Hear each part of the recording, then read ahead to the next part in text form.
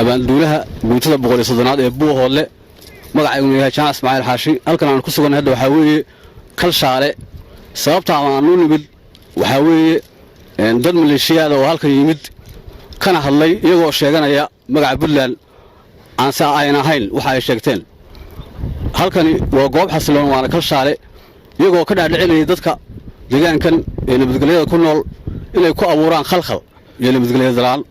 haddana waxaan idin sheegaynaa goobo kalena waan soo maray kuwa kalena waan tagaynaa الرحمن الرحيم اللهم صل على سيدنا محمد وبنستعين على الأمور الدنيا والدين أنا كورنيل نور مؤمن موسى جديد أنا تليها جوتدا كوبية تمنات دجاجيد قرلقد وحن عدينا إياه إن كل يهين إذا مضى لبض الدبل جوتو أيكون في شيء هالكن هاي شام بقول يصدنات إيوه بقول يصدنات إيوه كوبية تمنات إن كل يهين هالكن isku dhinacna u jeedaan kawna wada hawgalayaan wixii nabadgelyada iyo xasiloonida deegaankan aynu ku noolahay iyo guud ahaan jamhuuriyadda dimuqraadiga Soomaaliland wixii wax u dhimaya ay dhinac uga soo wada jeedaan una diyaarsan yihiin hawlgalkoodina ay ku soo dhameysteen kalshaale ay soo martay guutada 130aad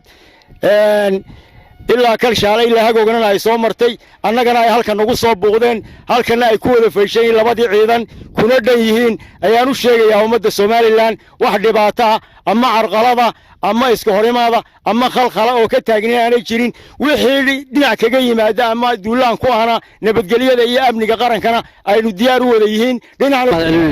taliyaha oo lagu soo dhaweeyay annagoo u badan soo maray ciidanka qorlugud guutada 12aad waa sidaad u aragtaanba waxa isku feeshan labadii ciidan labada guutada 130aad iyo 112aad annagoo soo marnay dhul far badan waxaan socdaalkayagu ku salaysnaa in ciidanka qaranka jamhuuriyadda Soomaaliland uu meel uga soo wada jeedo waxa la wixii carqaladeynaya ama dhibaato ku haya deegaanka iyagoo ay meelahan ay marayeen niman maleeshiyada oo isku sheegay inay yihiin Puntland xaqiiqdooduna ay asnaan Puntland marka dib loo sii raaco waxaan u sheegayaa dadka la dhageysanayay deegaanada ay yimaadeen horta bal dadkii yimid meesha bal inay dadka u yimid ay raadiyaan xaqiiqdooda iyo waxay ku salaysan yihiin waan ka baxay wabillahi tawfiiq laakiin ambaan deegaanka Buuhoodle hayeen waxay ku jiray ciidan Puntland ah marka meena deegaanka ay ma karin oo hawlgalka qaban karin maxaa ku jaban بسم الله dadkan waxaan ku sheegnay suxufi wariye dadkani waa dad isku jira oo far badan ilaa hadda anagu meel ay ka soo jeedaan ma naqaano mana ogin waa dad maleeshiyada waa dad u socda amni darro iyo inay deegaankan ka abuuraan khalkhal hore baan kugu sheegay ya ma yeelino waan ka soo horjeednaa waan isku feeshanahay isku mid waa kan